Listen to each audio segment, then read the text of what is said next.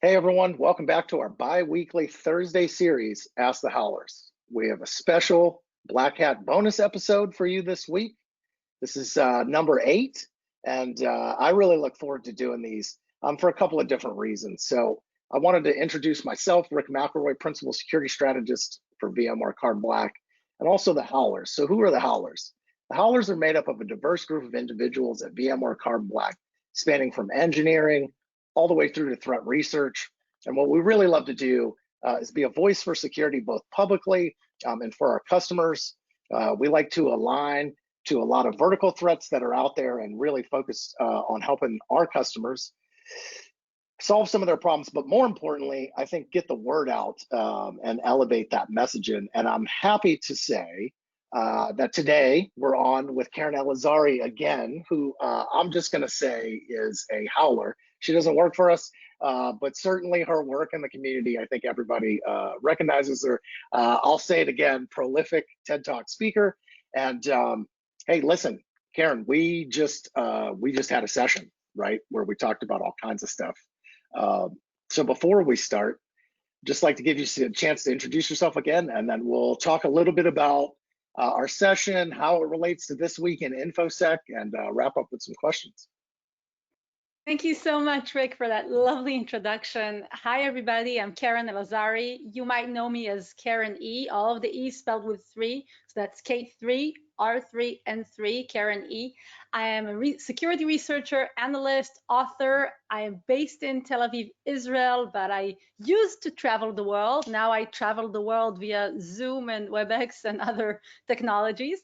And I just did this amazing Black Hat talk together with Rick, where we went into some new cool attack techniques that I've been researching and that Rick has been seeing via the threat report that they just did. And I'm just happy and excited to be a part of this podcast series. So I didn't know it, but I'm a howler. Oh, I guess that's what a howler sounds like. I will send you a challenge coin. Are you familiar with those? Of Military course. challenge coins? Awesome. Yeah. I've got some cool challenge coins. Actually, we also, I'm the organizer of B-Sides Tel Aviv, and this year we also prepared special B-Sides Tel Aviv challenge coins. So be on the lookout for those. Very rare. Matter of fact, let's talk about that for a second, because it's Black Hat. There's B-Sides running concurrently to this, albeit virtual this year. And B-Sides has a super special place in my heart. I was at B-Sides 1 when the idea was put into reality, right? And Jack and Chris and Banshee and the whole team sort of had this idea to allow the community to run their own events. And so as someone who organizes one of the B-Sides, I'll thank you on behalf of the community, because it's a lot of work. But talk a little bit about like building that event out, what you'd like to see kind of coming into the next year. And yeah, I hear nothing but great things. Personally, I if I have a suggestion for all the B-Sides, let's definitely put some Zoom recordings together so we can all take advantage of some of those cool talks. But yeah, I mean, look, you're organizing it, so we'll talk a little bit about it. Thanks so much. So I started B-Sides in Tel Aviv about 5 years ago. It was actually inspired by none other than Nick Percoco, who runs ThoughtCon, a conference in Chicago, which is an awesome event. If you haven't been, check it out. It's really cool. Nick was a guest of mine at the Tel Aviv University Cyber Week event, which is a big cybersecurity conference that takes place each summer here in Israel that brings, more than 10,000 people to Israel. It's the biggest event that we have. And 6 years ago, he was a guest of ours, and I dragged him over to hear some of the more technical content that we had during that event. And Nick looked at me and he says, Keren, you should totally start a B-Sides for this event, because we have that big conference, but we didn't have that space for hackers, for the community researchers, that space where people could go on and share talk, even if they have never spoken before, for example. So that's, to me, has always been one of my guiding values with B-Sides Tel Aviv, serving our community with great security research content by the community and for the community, But more importantly than that, because we're in Israel, because our audience and even our speakers may never have the opportunity to travel to B-Sides Las Vegas or to DEF CON or to Black Hat, we also want to make sure our event is really accessible to first-time speakers and to first-time attendees. So we always have a mix of content where we have some super, reverse engineering, deep technical content, and then some more accessible content to help put people at ease. Because we are hosted by university, we always know that we might have people that just wandered into the room, and lo and behold, they're at their first hacker community conference.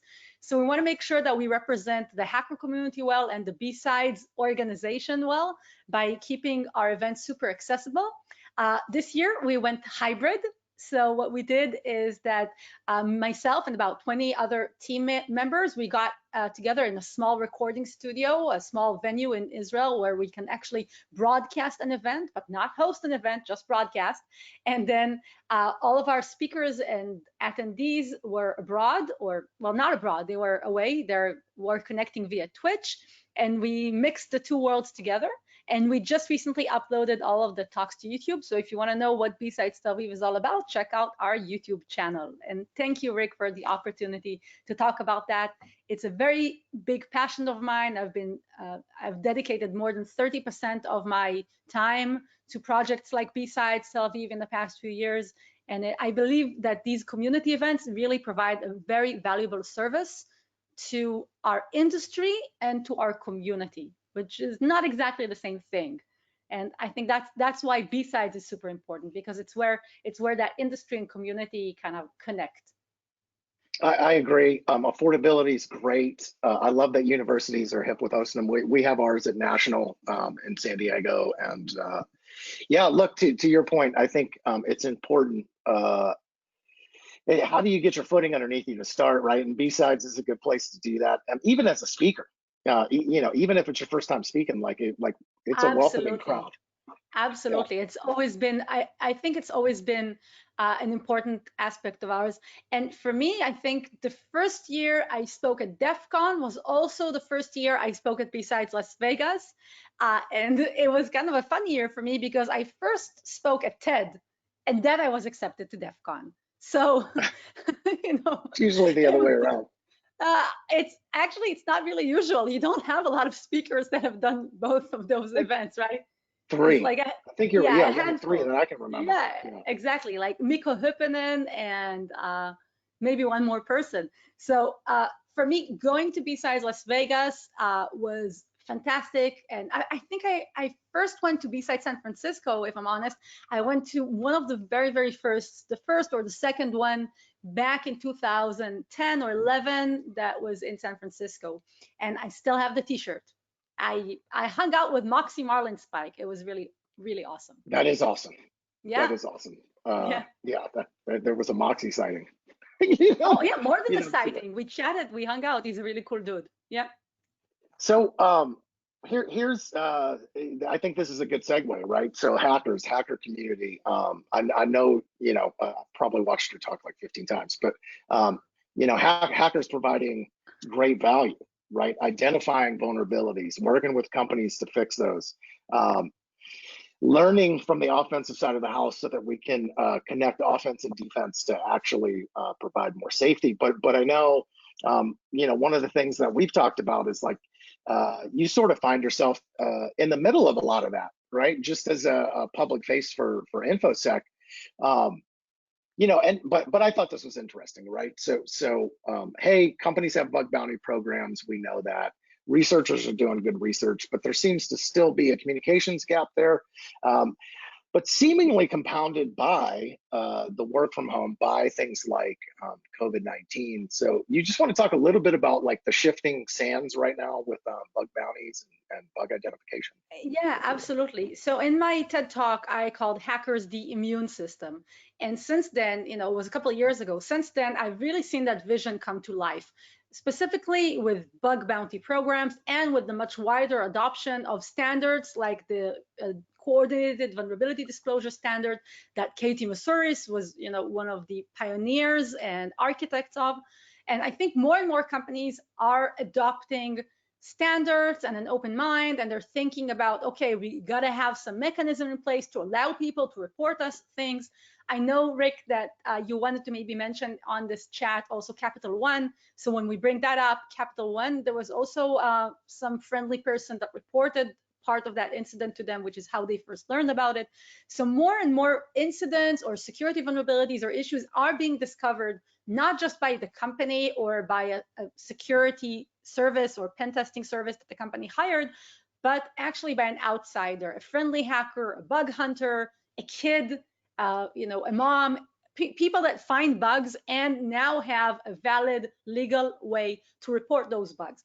However, what I'm experiencing in the past few months is that because of the pandemic and because of how the workforce and the security workforce situation has changed, on the one hand, you do have more bug hunters using their free time, using their time at home to look for more bugs, to utilize this time to actually, first of all, pay their own bills, but more importantly, find security vulnerabilities and report them. I know that platforms like BugCrowd, which is one of the popular platforms, reported that their highest volume of submissions in the month of March, which was the height of the pandemic and lockdowns. So a lot of people are using that time to find vulnerabilities. But on the flip side of that, the companies are not necessarily there to, answer the call. They're not necessarily capable right now to deal with that onslaught of vulnerability reports. And that's where I've recently found myself more than once or twice in the position of trying to help a friendly hacker, a bug hunter, a person who saw something, is trying to report it, and they're not getting through to the CISO or to the team at the company that they're trying to report that through for a lot of reasons. And in one of those cases where I really tried to help without putting myself too much into the situation, because I'm in no position to triage the bug and say, yes, this is a valid problem or not. I don't know what that company's infrastructure looks like. I did reach out to the CISO, and I was a little bit surprised that CISO said, well, you know what, Keren, we're a little underwhelmed and understaffed. We're overwhelmed and understaffed because of the pandemic. So we didn't get to that bug. It wasn't on our radar. Thank you for making sure that we see it. And later on, the hacker reported to me that it was verified and that they are going to get a reward for their submission, a bounty for their submission.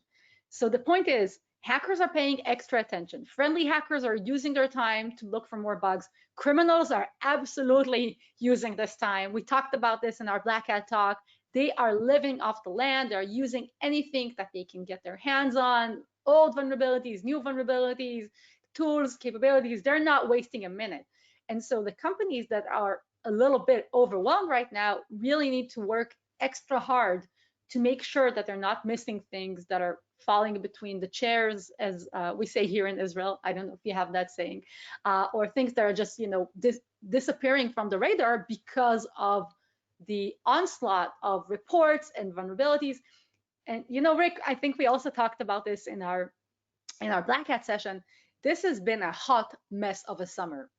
Vulnerability-wise, right? Security-wise, there is just incident after incident, disclosure after disclosure, security vulnerabilities in connectivity technology and huge companies dealing with incidents.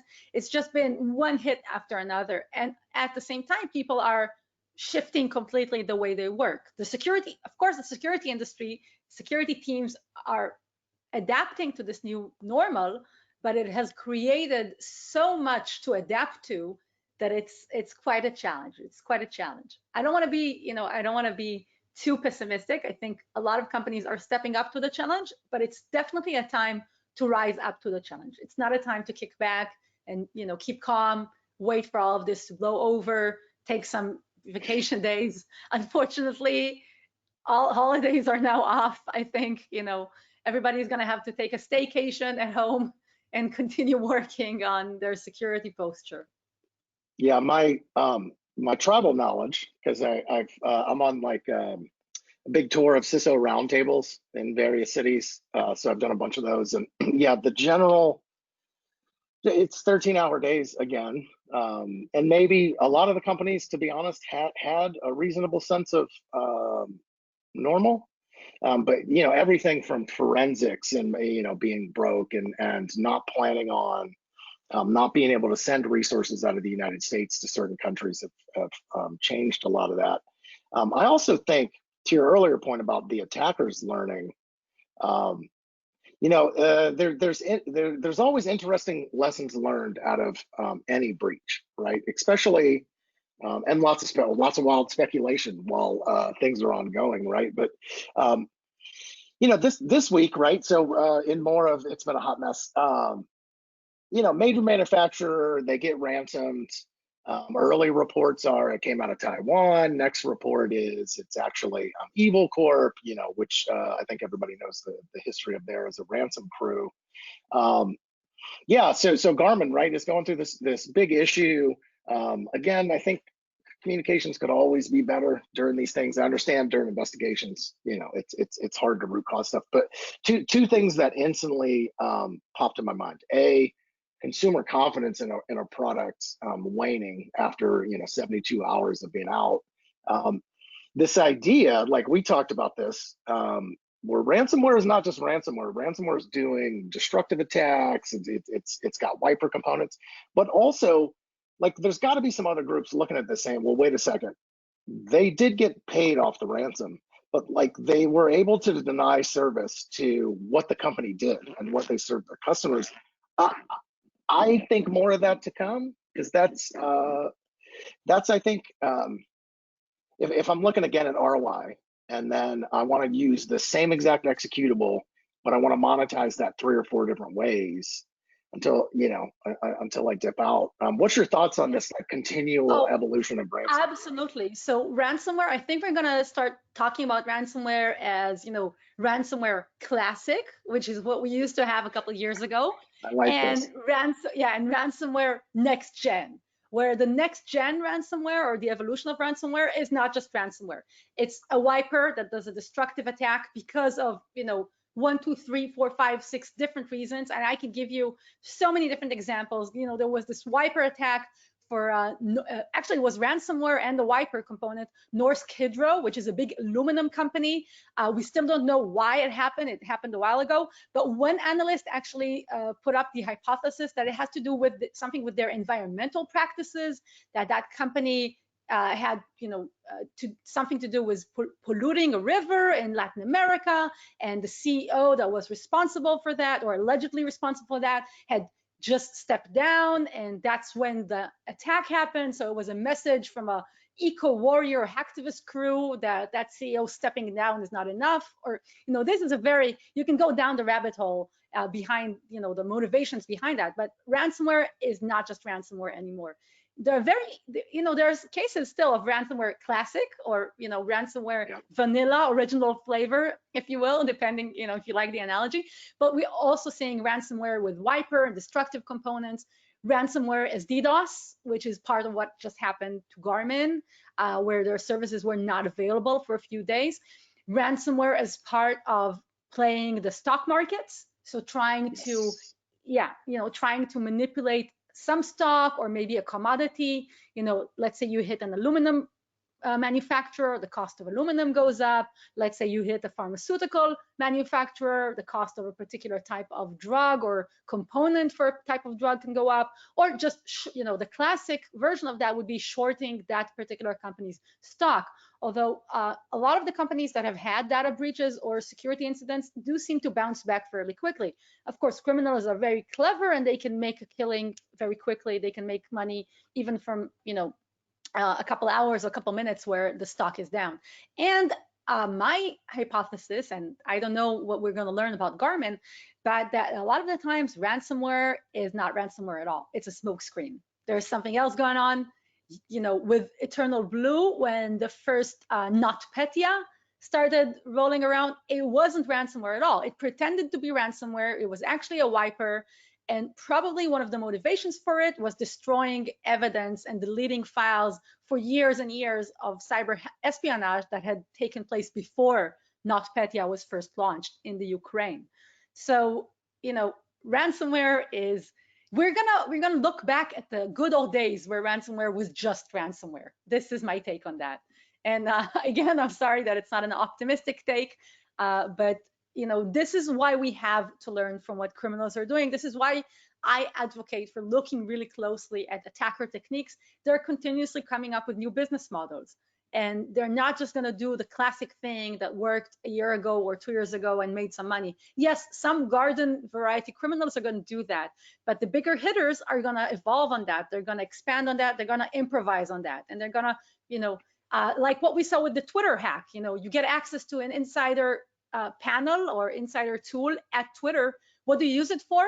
A Bitcoin scam. What? That was kind of surprising to see that that's what happened. Maybe something else was also happening at the same time. So we have to be really, really attentive to what the bad guys are doing. And we have to try and learn from that. As you said it, Rick, in our talk very, very cleverly, the offense must inform defense. I think that's very succinct and very true. I think to your point, look for reverse business email compromise as part of the ransomware as well.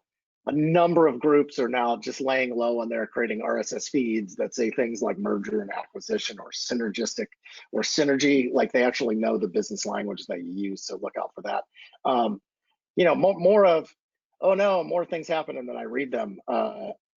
Yeah, so we talked a bit about this. So supply chain being subverted, downstream digital supply chain being subverted, good known applications doing nefarious things.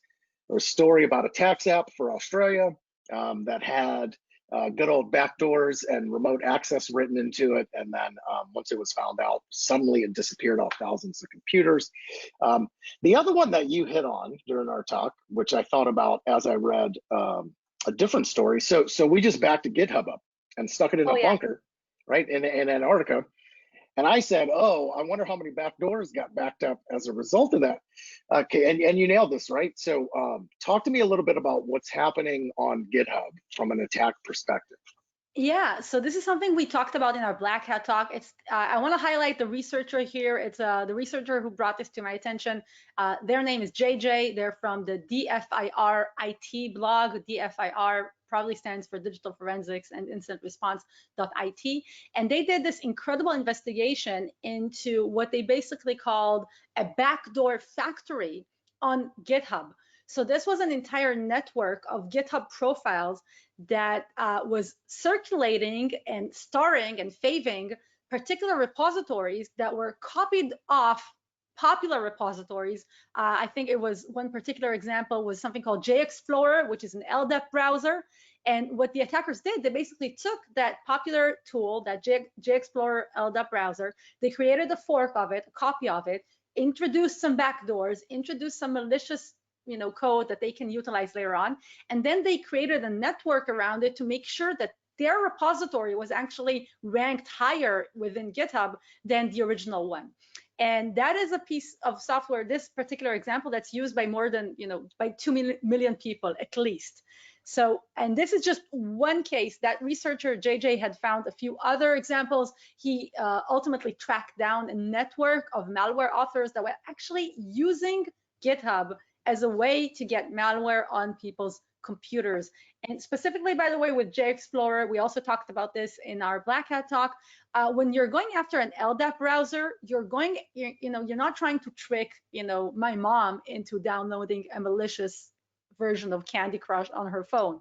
You're really, you're going after a fairly savvy individual that's downloading source code or using source code from GitHub, that's probably using it on a variety of networks. If they're using like an LDAP browser, probably somebody that has some interesting access. So maybe from that computer or from one of those servers that person is using, as an attacker, you can also pivot to other interesting systems. So it's not just about getting malware onto one machine so that that machine can be part of a botnet for advertising scams, malvertising, or to help you buy a new pair of sneakers. By the way, I don't know if you heard about this. It's also a thing. So there is something called a sneaker botnet, and this is a network of fake users that helps people buy their favorite sneakers when they go on auction. You heard about this? Yeah, I love sneakers. Like I'm a Okay, so you want to be on this. You didn't know about this, but you want in on that action. I hear you. Okay, so I'm not that big of a sneakers person, but I think it's, you know, just shows you the creativity that's out there. If there is something that a criminal wants to get their hands on, or not just a criminal, just like a sneaker head like you, Rick, and they want to right. make sure that they win their auction, they're just gonna rig the game somehow. And if it means using a botnet of fake profiles, they'll use it because it's available out there. Yeah, So it I happens I in also read. yeah Yeah, go ahead, cryptocurrency Rick. all the time. Like Yeah, cryptocurrency, it's honestly, in my opinion, I think a lot about disinformation and the integrity of the world around us now that it's digital. And Yeah, it's deeply concerning. To your point about manipulation based on an outage, right? So I put ransomware on a thing. Now I've driven the price up or down of the X thing. I make a bet on that, and like we've seen that from hacking, organizations and their law firms, so that M&A information is found. Like all of these different things to really just get to like is that number actually true, that as a stock investor publicly, like I just want some integrity around that, right? I've been calling it full trust computing instead of zero trust. I'm like, what if people could just trust like my mother-in-law should be able to trust her Alexa, right? She should just go like, it's not spying on me and it's protected, right? um yeah, so those are the no things I think comment about. on Is like, that. yeah, uh, it's a consumer confidence thing, right? yeah. Look, I'm not confident in devices that I bring into my, I have to, I'm just a weirdo and spend a lot of time looking at how it does what it does, right? But That's the um, thing, though. We all have now in our homes, or maybe not all of us, but many of us have in our homes more digital devices than pets and family members. And that's just, I bet I call that right about you, Rick, and I don't even know how many yep, family members you have in your and home. I have a I limited number. Right. The same thing for me, right? I know that I have maybe 20 more digital devices in my home than family members and pets. And that's the reality for many of us, even the non-techies, even the generation of our parents and our grandparents, and of course, the younger generations have more digital devices in our homes. And home is now also the office. It's also the homeschool, it's also the yoga studio, it's also, it's everything. So we talked about this as well, or maybe we didn't, but we should have. From the attacker point of view, Candyland, the universe has just expanded exponentially, right? There's so many more devices that we can utilize, and all of these devices can be used to generate revenue somehow, to steal information somehow. And yes, it is a very complicated trust question. Full trust, zero trust. Probably the reality is somewhere in the middle. So, Yeah, what's that saying? I'm sure you know the one I'm thinking about. In God we trust, everyone else we verify, right? You heard that one yeah. before.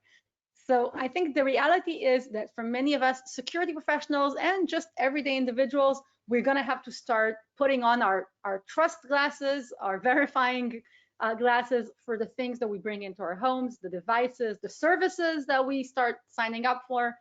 I started doing tech support for extended family recently, and just helping them understand some basic security hygiene, same as we're thinking about hygiene with the COVID crisis. We need to help our family members with their basic security hygiene at home, the devices, the services to sign up for. It's a big world out there, and it's scary. It is, but I'm glad we have people like yourself in it to help us go through that. Hey, I did want to plug our next episode coming up. You can find that at carbonblack.com/ask-the-howlers. We're going to be talking about some SLED topics, which I mean is super near and dear to my heart as someone who lives in a big city. So listen, it's been awesome as always. I wish I could spend 4 hours picking your brain, but I wanted to give you sort of the closing thought and/or one takeaway for defenders out there as they're leaving the virtual conference, heading back to their companies. What's your advice? What's my advice? Now's not the time to sit back and relax. I wish we could all go on a holiday on some beautiful island somewhere, but the criminals are not taking time off. So it's time to double down. It's time to adapt, evolve, look at what the bad guys are doing, change the way you're doing things. Don't go back to what you were doing a year ago, 2 years ago, 5 years ago. It is time for all of us to rise up to the challenge of this new normal. It's not going away. It's not going to change. It has already changed. We have to change as well. That's my piece of advice. I love that. As a leader in the community, as a peer in the community, I do believe it's on this community. I do think we can rise to the challenge, and I do think we can lead people through it. Thank you again. I'm Rick McElroy. She's Keren Elazari, and thank you for taking some time with us today. Hack the planet. And I hope I will see all of you in person at the next Black Hat. Bye.